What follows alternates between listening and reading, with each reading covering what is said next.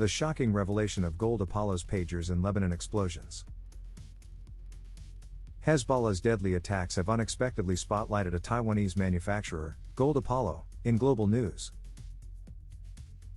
Explosives were hidden in pagers, revealing a shocking misuse of technology and trust. Gold Apollo claims its pagers were produced by a European partner under a licensing agreement. The AR-924 model, linked to the attacks, is not sold in Taiwan or the US market. Gold Apollo's history of pager production highlights its role in emergency services worldwide. Stay informed and subscribe for more breaking news updates.